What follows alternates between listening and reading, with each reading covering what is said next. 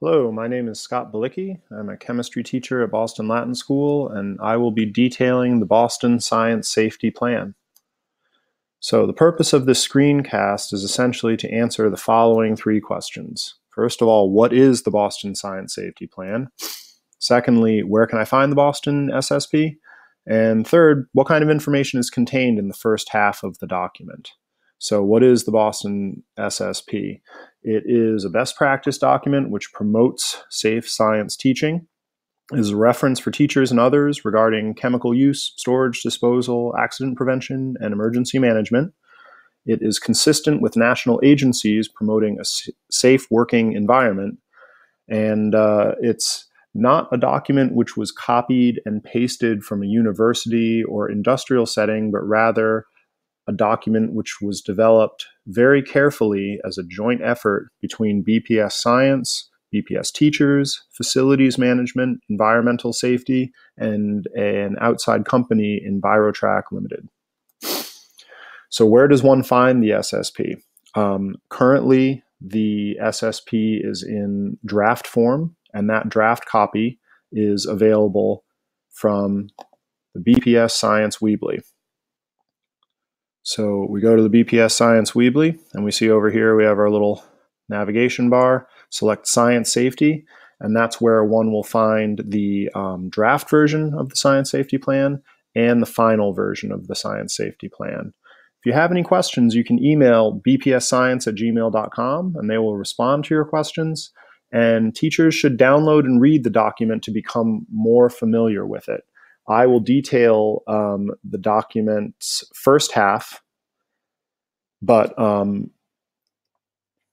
it would be beneficial for teachers to read and be as familiar with the document as possible. So here, as we look at the draft Science Safety Plan, here's the table of contents, and we see that draft watermark there. I'm going to go through the first 5 sections. The final 5 sections will be detailed in a follow-up screencast. So I'm going past the appendices here, I'm going past a list of revisions, and we get to the introduction. Basically, the introduction and Science Safety Plan overview, the first page of the actual document, talks about how the Science Safety Plan was developed as a collaborative effort and basically follows recommendations from national experts, just illustrating the power and the information which went into the development of this very important document for all of us who teach science in Boston.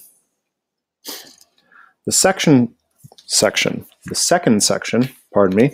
details responsibilities of various parties as per the Boston Science Safety Plan. So I want to just go over a couple of highlights in this section. First of all, for the citywide science department and facilities, one of the things that they do is review chemical inventories. So these are the chemical inventories which are monitored with Flynn's Chemventory system that teachers keep up to date.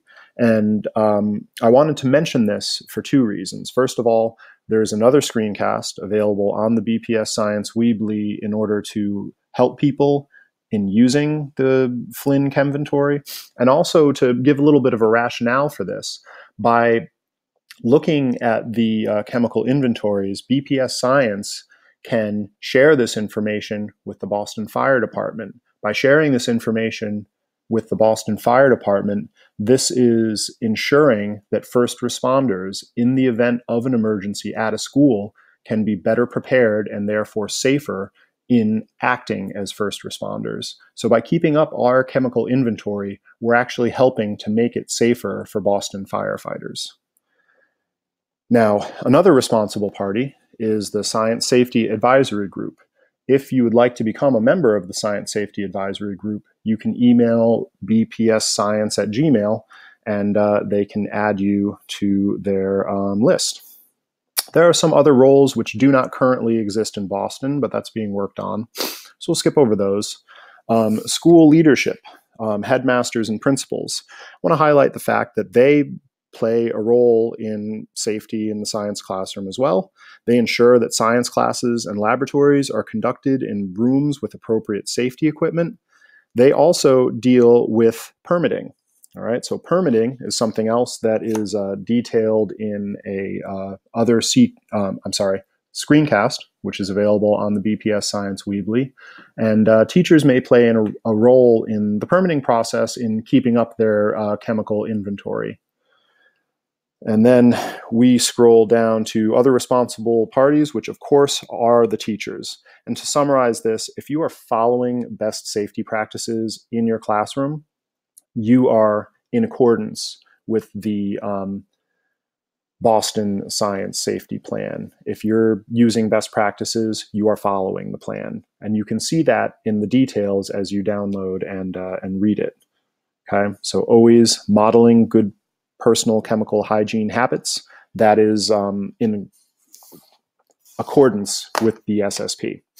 Now, students are considered a responsible party, but of course they're not expected to download and read the 62-page document, but rather if their teachers are modeling best science safety practices and the students have signed a safety contract, they themselves are playing their role. All right, so just in summary here, in terms of responsibilities in the SSP, there are many parties, and for the teacher, the crucial thing is for teachers to be using and modeling best safety practices in their laboratory classroom.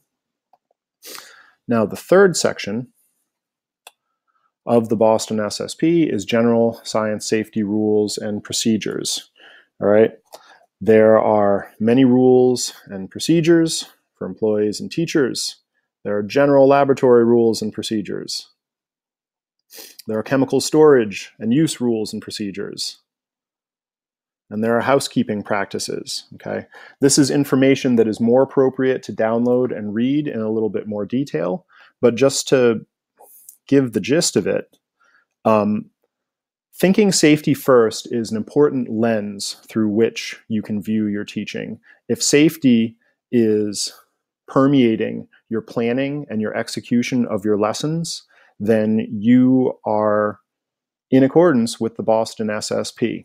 Good storage and good housekeeping lead to safe laboratory facilities, which leads to the safe learning of science for all of our students. And that's what we all want.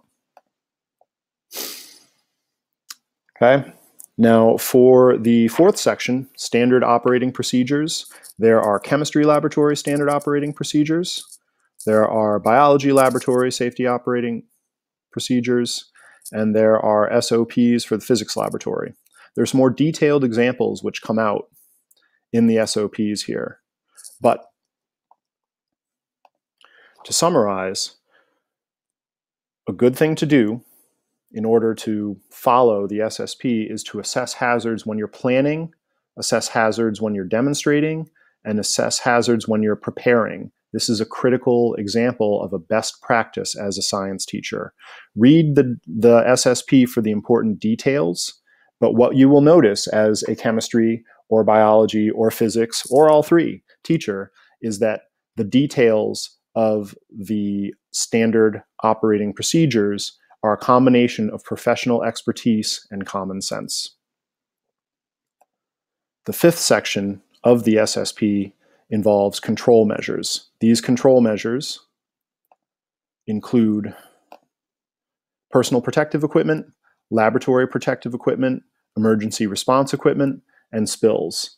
Again, details in the SSP are a combination of professional expertise and common sense.